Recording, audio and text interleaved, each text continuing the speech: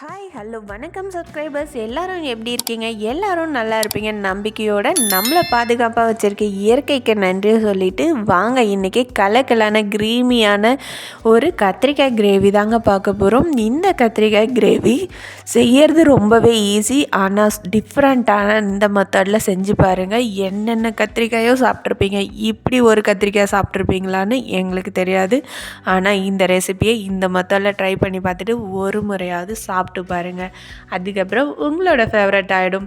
உங்களுக்கு கத்திரிக்காய் பிடிக்குமா, இல்லை உங்கள் நண்பர்களுக்கு பிடிக்குமா, மறக்காமல் இந்த வீடியோவை அவங்களுக்கும் ஷேர் பண்ண மறந்துடாதீங்க. நம்ம சேனலை இப்போ தான் நீங்கள் ஃபஸ்ட் டைம் பார்க்குறீங்கன்னா மிஸ் பண்ணாமல் சப்ஸ்கிரைப் பண்ணி ஆளுங்கிற நோட்டிஃபிகேஷன் கிளிக் பண்ண மிஸ் பண்ணிடாதீங்க. ஏன்னா இது போல் டிஃப்ரெண்ட்டான ஈஸியான அண்ட் குயிக்கான டேஸ்டான ரெசிபிஸ் நம்ம சேனலில் கண்டினியூவாக ஒன் டே விட்டு ஒன் டே வந்துகிட்டே இருக்கும், நான்ஸ்டாப்பாக. அதனால தான் சொல்கிறோம், வாங்க இந்த ரெசிபி எப்படிலாம் பண்ணலாம், என்னென்ன அளவுகள் பண்ணணும், என்னென்ன பொருட்கள் போடணுங்கிறத டீட்டெயிலாக வீடியோ சேனல் இன்ட்ரோ பார்த்துட்டு வீடியோக்குள்ளே போயிடலாம். அறுசுவை சமைத்திடுவோம், ஆரோக்கியமாய் வாழ்ந்திடுவோம். நீங்களும் சமையலை ஈஸியாக டென்ஷன் இல்லாமல் ஹெல்த்தியாக சமைக்கணுமா?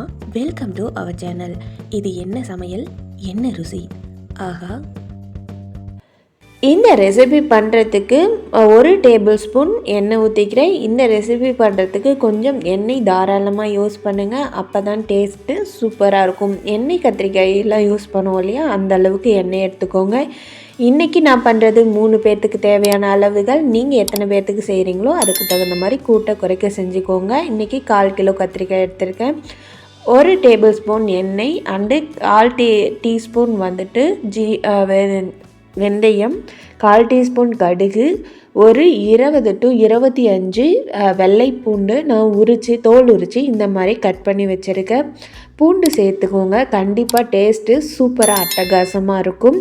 அதே மாதிரி உங்களுக்கு பூண்டு இந்த மாதிரி சின்ன சின்னதாக நறுக்கி போட்டுக்கோங்க. இப்போது பச்சை மிளகாய் நான் ஒரு 2 பச்சை மிளகாய் எடுத்து 4 கட் பண்ணி போட்டிருக்கேன். வரை மிளகாய் 1 போட்டிருக்கேன். எதுக்காக வரை மிளகாய் போடுறேன்னா ஃப்ளேவர் சூப்பராக இருக்கும், மிஸ் பண்ணாமல் ஆட் பண்ணிக்கோங்க. இப்போது பச்சை மிளகாய் நல்லா வறுத்து வந்துடுச்சு. இப்போது வெங்காயம், இந்த ஸ்டேஜில் மீடியம் சைஸ் வெங்காயத்தை நான் 3 வெங்காயம் எடுத்து சின்ன சின்னதாக இதே அளவுகளில் கட் பண்ணி வச்சுருக்கேன். அதை ஆட் பண்ணிக்கலாம். ஆட் பண்ணி இந்த பூண்டு பச்சை மிளகாயோடு சேர்த்து நல்லா வதக்கி எடுத்துக்கலாம். இது நல்ல எண்ணெயிலே இந்த வெங்காயம் அண்டு பச்சை மிளகாய் எல்லாமே நல்லா சுருண்டு வரணும், அந்த அளவுக்கு நல்லா வதக்கிக்கோங்க.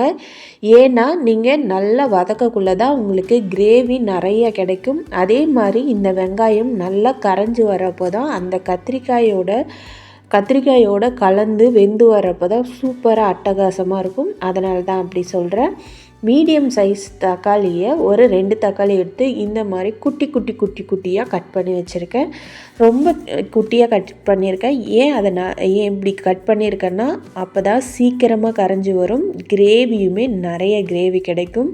நமக்கு ரொம்ப நேரம் வதக்கிட்டு இருந்தாலும் டேஸ்ட்டு மிஸ் ஆகும். அதனால் சின்னதாக கட் பண்ணிக்கோங்க. எவ்வளோ சின்னதாக கட் பண்ண முடியுமோ அந்த அளவுக்கு சின்னதாக கட் பண்ணிக்கோங்க.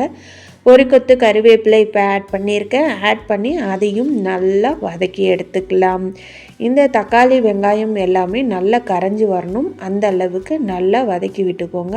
இப்போது இந்த கிரேவிக்கு தேவையான மஞ்சள் தூள் ஒரு 1/2 டீஸ்பூன் மஞ்சள் தூள் ஆட் பண்ணி இந்த தக்காளி வெங்காயத்தோடய ஆட் பண்ணி நல்லா வதக்கிக்கிறேன். உப்பு, இந்த கிரேவிக்கு தேவையான உப்பு வந்து ஒரு டீஸ்பூன் ஆட் பண்ணி நல்லா வதக்கி விட்டுக்கலாம். உப்பு போடக்குள்ளே உங்களுக்கு ஆல்ரெடி தெரிஞ்ச மாதிரி தான் தக்காளி சீக்கிரம் வதங்கி வரும். அதுக்காக தான் உப்பு மஞ்சத்தூள் எல்லாமே இப்போ போட்டிருக்கோம். மஞ்சத்தூள் இப்போ ஆட் பண்ணுறதுனால கலர் டபுளாக எடுத்து கொடுக்கும், உங்களுக்கு அட்டகாசமாக கிடைக்கும். எண்ணெயில் எப்பயுமே மஞ்சத்தூள் போட்டு வதக்குங்க. இப்போது கத்திரிக்காய் 1/4 கிலோ எடுத்திருக்கேன். 1/4 கிலோ கத்திரிக்காயை இந்த வெங்காயம் இதெல்லாம் வதக்கி வச்சுருக்கோம் இல்லையா, அதிலே நான் தண்ணியில் இந்த மாதிரி ரவுண்டாக கட் பண்ணி போட்டு வச்சுருக்கேன். அதை ஃபில்டர் பண்ணி இப்போ இதிலே போட்டு நல்லா வதக்கிக்கலாம். கத்திரிக்காய் நல்லா எண்ணெயிலே வதங்கணும். நீங்கள் எண்ணெய் கத்திரிக்காய்க்கு நீங்கள் முதல்ல இது பண்ணுவீங்க இல்லையா, நீங்கள் பொரிச்சிடுவீங்க. பட் இதுக்கு நம்ம பொரிக்கிறதில்ல, அப்படியே பச்சையாக தான் போட்டிருக்கோம். ஸோ அதனால் நல்லா அடுப்பை மீடியம் ஃப்ளேமில் வச்சு இந்த தக்காளி பாருங்கள், தக்காளி வெங்காயம்லாம் இப்போ கரைஞ்சி வந்துருச்சு, அந்த அளவுக்கு வதங்கிடுச்சு. ஆனால் கத்திரிக்காய் இன்னுமே வேகலை, ஏன்னா இப்போ தான் நம்ம போட்டிருக்கோம் இல்லையா. அதனால் நல்லா வதக்குங்க. எண்ணெயில் கொஞ்ச நேரம் ஒரு 2 நிமிஷம் விட்டு நல்லா மூடி போட்டு விட்டு இந்த மாதிரி மூடி போடக்குள்ளே அதில் இருக்க ஆவியில் நல்லா சீக்கிரமாக கத்திரிக்காய் சுருண்டு வெந்து வரும். இங்கே பாருங்கள், இந்த அளவுக்கு நல்லா சுருண்டு வந்திருக்கு. அதே மாதிரி நம்ம போட்ட தக்காளி வெங்காயத்தோட டேஸ்ட் எல்லாமே இப்போ கத்திரிக்காயில் இறங்க ஆரம்பிச்சிருக்கு. இந்த அளவுக்கு நல்லா வதக்கி விடுங்க.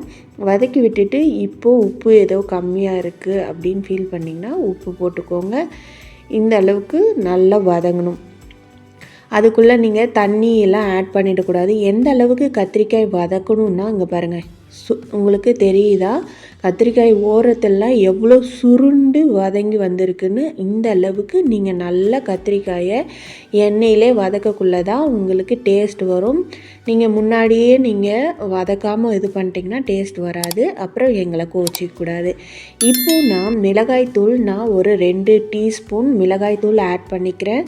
இந்த மிளகாய்த்தூள் காரமாக இருக்கும். உங்களுக்கு தகுந்த மாதிரி காரம் நீங்கள் எப்படி சாப்பிடுவீங்களோ அதுக்கு தகுந்த மாதிரி கூட்ட குறைக்க செஞ்சுக்கோங்க. அடுப்பை இப்போ லோ ஃப்ளேமில் வச்சுட்டு தான் நான் மிளகாய்த்தூள் ஆட் பண்ணி நல்லா மிளகாய்த்தூள் பச்சை வாசம் போகிற அளவுக்கு நல்லா வதக்கி விட்டுட்டு சின்ன நெல்லிக்காய் ஒரு அரை நெல்லிக்காய் அளவு புளி எடுத்து தண்ணியில் ஊற வச்சுருந்தேன். அதை கரைச்சி இப்போ ஆட் பண்ணிக்கலாம்.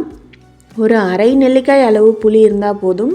ரொம்ப அதிகமாக புளி போட்டுறாதீங்க, அப்புறம் இது காரை குழம்பு ஆகிடும். அதனால் புளி கம்மியாக ஆட் பண்ணிங்கன்னா, அதாவது திக் பேஸ்ட்டாக இருந்ததுன்னா ஒரு டீஸ்பூன் புளி பேஸ்ட் இருந்துச்சுன்னா போதும். அந்த அளவுக்கு நீங்கள் புளி ஆட் பண்ணிங்கன்னா போதும். இப்போ பாருங்கள், மூடி போட்டு நல்லா வேக வச்சு எடுத்துக்கலாம். அப்பப்போ நடுவில் எடுத்து அடி பிடிக்காமல் கிளறி விட்டு எடுத்துக்கோங்க. இப்போ பாருங்கள், சூப்பராக நம்ம போட்டிருக்க தக்காளி வெங்காயம் எங்கேயோ தெரியுது, மைக்ரோஸ்கோப் வச்சு கண்டுபிடிச்சா கூட தெரியாதுங்க, அந்த அளவுக்கு நல்லா கரைஞ்சி வந்திருக்கு. இதுதான் சூப்பரான க்ரீமியான கிரேவி கொடுக்கறதே இந்த வெங்காயம் தக்காளி தான். அதனால் நீங்கள் வெங்காயம் தக்காளி போடக்குள்ளே இங்கே பாருங்கள் எவ்வளோ அருமையாக அட்டகாசமாக பாருங்களேன், பார்க்கக்குள்ளே சாப்பிட்ணும் போல் தோணுதில்ல. இது தாங்க ரகசியமே, வேறு எதுவுமே இல்லை. வீட்டில் இருக்க பொருளை வச்சு நம்ம எப்பயுமே சமைக்கக்குள்ளே எந்தெந்த பொருளை எப்படி போடுறோம், எந்தெந்த அளவுகளில் போடுறோம், அண்டு முழுசாக போடுறோமா, கட் பண்ணி போடுறோமா, அரைச்சி போடுறோமா, பவுடராக போடுறோமா, தண்ணியில் கரைச்சி போடுறோமா, இதுதான் விஷயமே. அதில் தான் சமைக்கிற ரகசியமே இருக்குது. நீங்கள் இந்த மாதிரி நல்லா கிரேவி ஆகிற அளவுக்கு, உங்களுக்கு திக் கிரேவியாக வேணுன்னா திக்காக வச்சுக்கோங்க, இல்லைனா இந்த மாதிரி ட்ரையாக வேணுன்னா ட்ரையாக வச்சுக்கோங்க.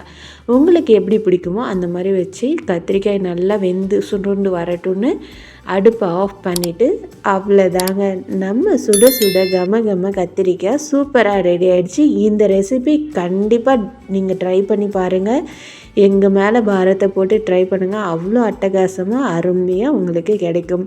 இந்த கத்திரிக்காய் ரெசிபியை நீங்களும் மறக்காமல் ட்ரை பண்ணி பார்த்துட்டு, யாருக்கெல்லாம் கத்திரிக்காய் ரெசிபி ரொம்ப பிடிக்குமோ, இல்லை உங்களுக்கு பிடிக்கும்னாலும் அவங்களுக்கும் ஷேர் பண்ணி அவங்களையும் என்ஜாய் பண்ண வைக்க மறந்துடாதீங்க. இன்னுமே நீங்கள் நம்ம சேனலை சப்ஸ்கிரைப் பண்ணாமல் இருந்தீங்கன்னா மறக்காமல் சப்ஸ்கிரைப் பண்ணுங்கள். அப்போ தான் நாங்கள் போடுற இந்த மாதிரி டிஃப்ரெண்ட்டான ரெசிபீஸ், ஈஸியான ரெசிபீஸ், உங்களுக்கு பிடிச்ச ரெசிபீஸ் எல்லாமே உங்களை சேரும். மிஸ் பண்ணிட்டீங்கன்னா அதுக்கப்புறம் எங்களை கோச்சிக்கூடாது. மேலும் இதை மாதிரி டிஃப்ரெண்ட்டான ஈஸியான குயிக்கான ரெசிபீஸில் உங்களை சந்திக்கிறோம்.